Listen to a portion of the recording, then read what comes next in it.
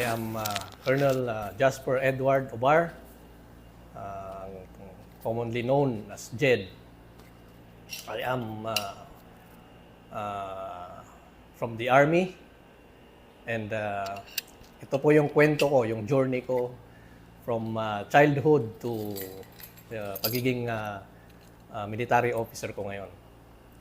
I am from Salegseg, Balbalan, Kalinga.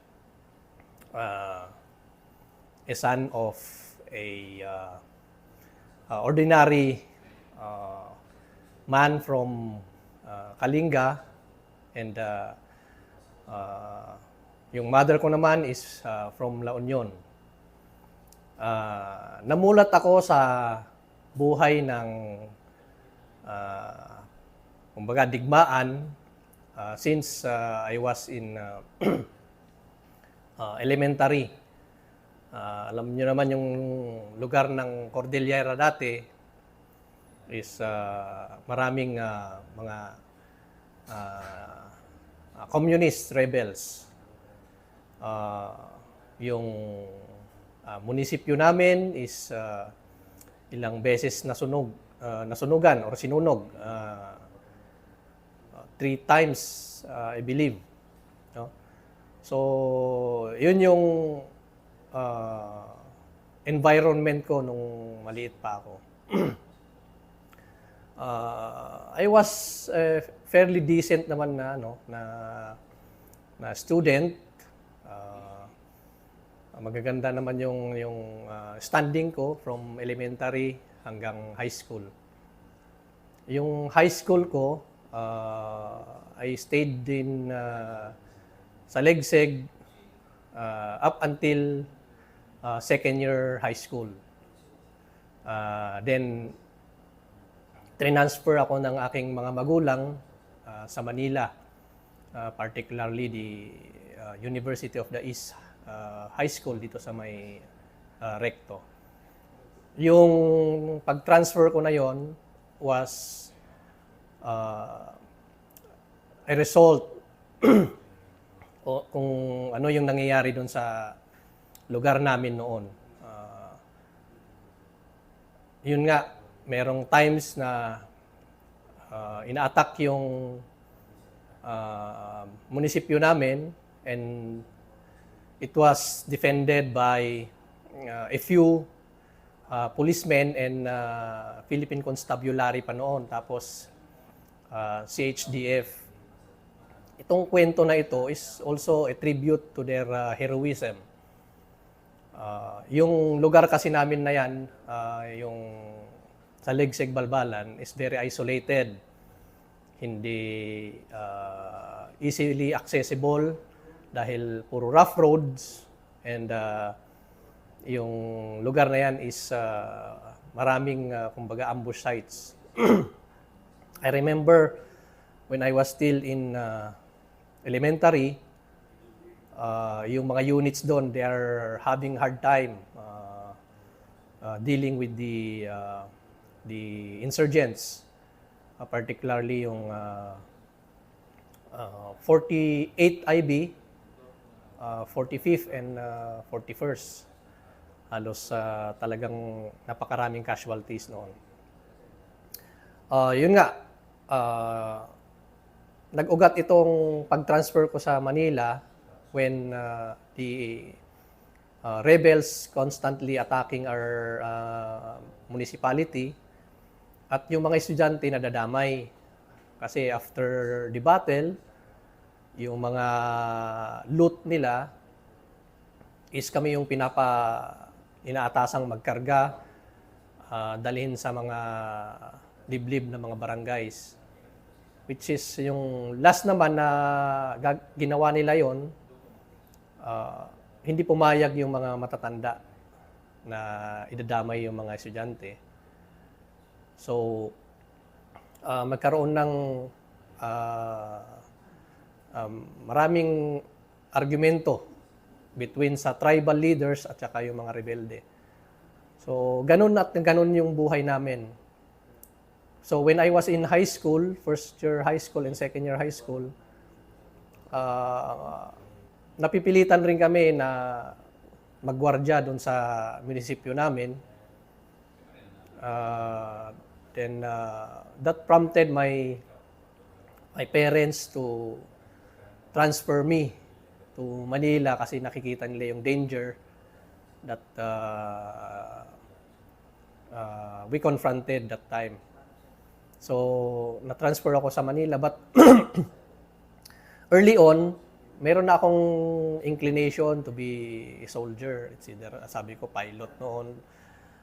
Tapos, ang pagiging sundalo kasi andun pa rin yung sa Kalinga kasi yung mga kabataan doon na ang parating laro namin is kumbaga baril-barilan, away. Talagang nakikita mo yung warrior culture ng isang taga-Kalinga. So, namulat sa akin na ganun nga yung buhay namin doon. There were also incidents na nailagay sa alanganin yung buhay ng aking mga magulang kasi may konting negosyo yung parents ko noon. And they were required to give what they called revolutionary tax noon. Hindi naman kaganong kalaki yung negosyo namin. Pero yun nga, pag hindi ka nagbigay, mananagot ka sa kilusan. Yun yung parati nilang in-emphasize sa mga civilian. So my parents decided to transfer me to Manila. And by God's grace, natapos ko naman ang aking pag-aaral hanggang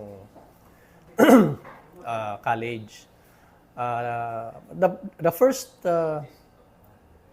course or the first course na bachelor degree na gustong ipakuha sa akin was political science because yung gusto nila akong mag-proceed to law after. But iba pa rin yung nasa isip ko, parang na-inculcate na sa akin yung magiging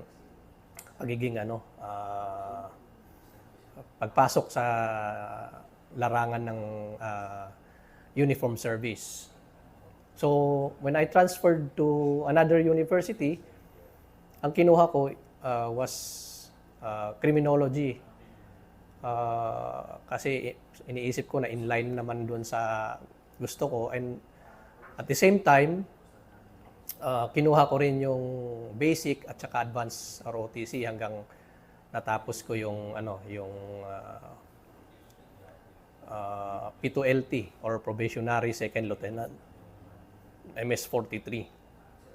Upon graduation from college, I immediately applied to the Officer Candidate School. Noon pa is under pa sa AFP, hindi pa sa mga major services. So, AFP OCS ang tawag nila doon. Sa AFP kasi, meron tayong mga source of commission na sinasabi. Isa na rito yung Philippine Military Academy na kung saan ay pwede kang mag-apply after graduation mo sa high school, then you can apply for PMA, then you will be given scholarship sa Baguio. Meron naman yung Officer Candidate School. Ito naman yung ang kinukuha lang dito is degree holders kasi it is only a 1-year training, military training na kung saan after graduation ay magiging ganap na second lieutenant ka. So, yun ang in-applyan ko after graduation ng college. Pumasok ako ng OCS, naging member ako ng Officer Candidate School Course Class 15-96. Yun ang sinamahan kong class.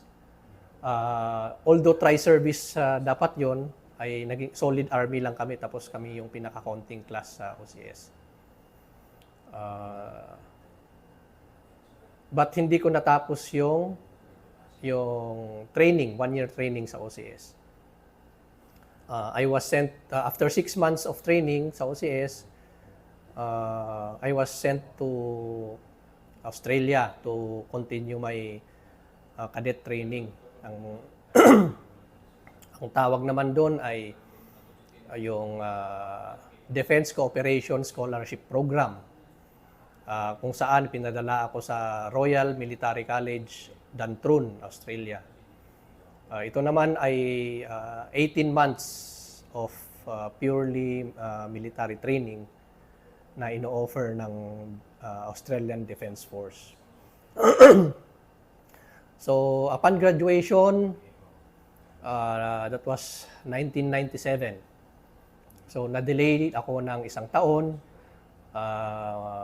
mula sa mga classmate ko na nag-graduate ng 1996 dito sa OCS. Ngayon pa man, upon graduation, pinapili kami ng Army kung ano yung unit assignment na gusto kong ma-assign. Ang pinili ko is yung SOCOM, which is FSRR, yung 1st Division, at saka yung 6th Division in that order.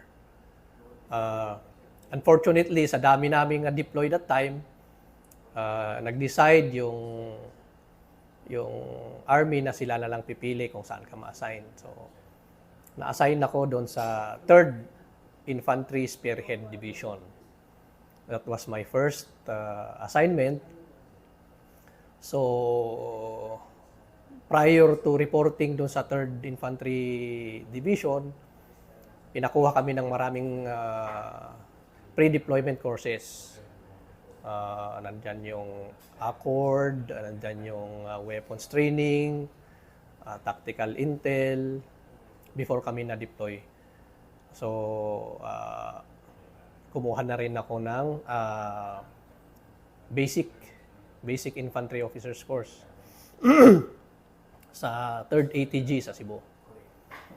Then, when I reported to the division, I was assigned to a newly organized battalion, which is the 66 Infantry Kabalikat Battalion, under the leadership of the late Lieutenant Colonel Carlos Clet. Yun yung 1st battalion ko. At after retraining doon sa Hamindan, we were deployed doon sa Negros, Northern Negros. Ang area namin during that time was from Bago City up until going to Cadiz, Sagay, Calatrava, then San Carlos. Yun yung area namin, no? Yung batalyon. Dalawa pa lang yung batalyon na nasa Negros noon. Yung 61st, which is nasa Chicks area, kami naman doon sa Northern. Yun yung first exposure ko na ma-assign doon sa field. And I don't know if it's fortunate, but na-assign ako sa Charlie Company, which is the striker company of the battalion that time. Yung Alpha namin is nagkakandak ng CMO, yung Bravo naman yung nag-handle ng mga detachments, at yung Charlie naman is yung kami yung nagki-clearing, kasi clearing phase pa namin noon kasi bagong assign kami doon sa Negros. So it went on for so many months na naging striker kami. Then that gave me the added knowledge and confidence na mag-lead ng tao. But the exposure dun sa dangers ng pinasok kong trabaho is may idea na ako, mayroon na akong expectations doon, kasi yun nga, galing ako sa Kalinga, nakita ko na yung how insurgency plagued the countrysides. So, ayun, medyo naging, I would deem na naging effective naman ako bilang platoon leader, na nakahawak rin ako ng mga iba't ibang klase ng tao. What I mean is yung iba't ibang attitudes, iba't ibang characteristics ng isang sundalo, at yung culture ng mga taga Visayas, na which is very new to me kasi karamihan ng na-handle namin na tao that time was mga Ilonggo, mga Bisaya, and a few, very very few Ilocanos. So coming from the Northern Luzon, yun nga, ang unang barrier doon is the language. So bilang leader, I have to learn the language and culture of the people na doon sa area namin, at yung mga taong kasama ko sa unit. So naging maganda naman yung samahan namin doon sa Charlie Company, especially sa mga enlisted officers, enlisted men. Marami rin akong not so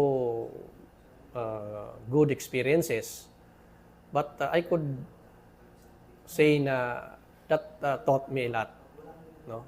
At yung nag-build ng aking character, no?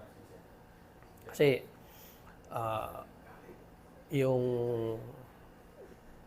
mga taong kahawak mo magkakaiba nga, at ang karamihan pa naming mga tao doon sa batalyon is almost 60%, if I'm not mistaken, is private, kasi bagong organize nga.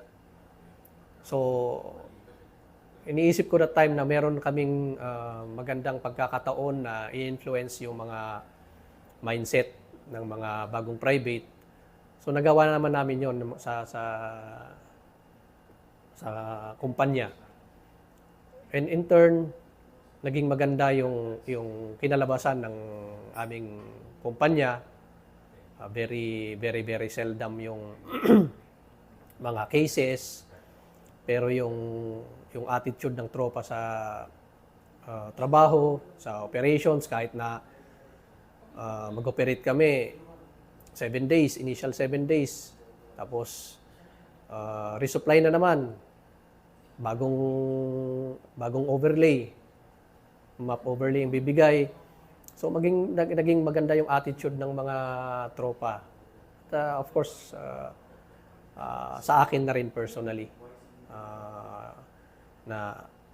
na-enjoy namin yung trabaho, at naging effective naman kami doon sa trabaho namin. At yun nga, yung mga tao mismo ang talagang lumalapit na sa amin. Hindi sila takot sa sundalo.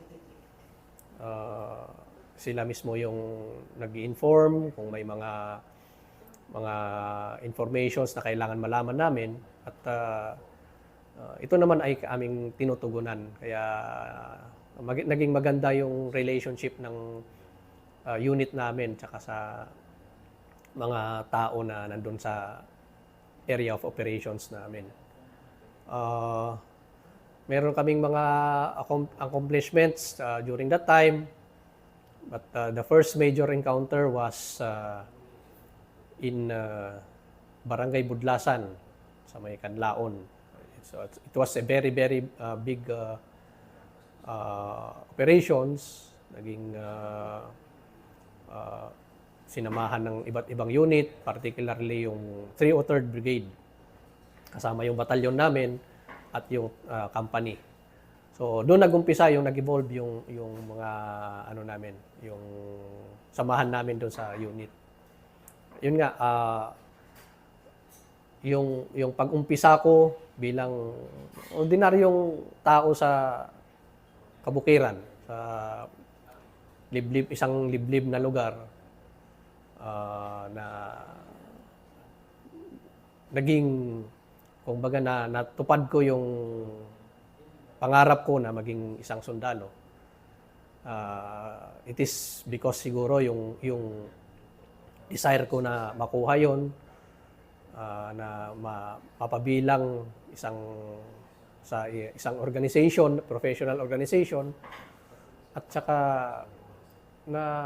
namulat na rin sa akin yung issues ng sambayanan, which is yung problem nga ng insurgency early on. So I wanted to be part of the solution.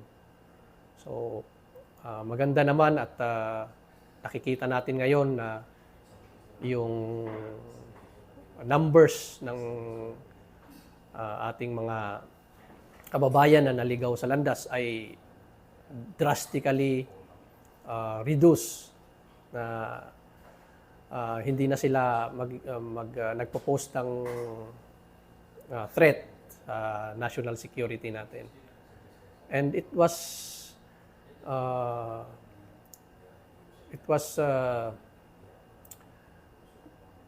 because of the efforts of so many soldiers and policemen na nagsakripisyo para ma-achieve natin kung ano yung meron tayo ngayon. And yung life journey ko na to is it's not to hype myself, but to recognize yung mga ordinaryong tao na nag-umpisa sa wala hanggang naging sundalo, ganap na membro ng Armed Forces of the Philippines, na may pangarap na makatulong sa problema ng ating bansa. So ako'y nagpapasalamat sa May Kapal na yung dream ko, childhood dream ko na maging isang ganap na opisyal ng Sandatahang Lakas ng Pilipinas ay na-achieve ko. Not because of what I can do or kung kung lakas ko or galing ko, but I owe it to the good Lord na nagbigay sa akin ng daan upang makakontribute nga ako sa ating bansa. Now, ngayon ako'y ganap na isang opisyal, matuturing na isang senior officer na rin sa AFP, ay nandun pa rin yung desire na magsilbi sa bayan. Especially ngayon na ang kino-confront natin ngayon is hindi insurgency, but a potential foreign aggressor. So kung ano man yung desire ko noon na magsilbi or to lay my life on the line for this country is nandun pa rin. At lalo nang mas nabigyan ako ng lalo pang motivation dahil ito ay we are talking about the security of our country. So, yun ang life journey ko. I don't know kung saan man ako dadalhin. But hopefully, I can retire when I reach the compulsory retirement. And hopefully, I will retire with my integrity and good name intact. At mag-retire ako ng tahimik, and I can go back to the simple life that I once experienced when I was a child or when I was young.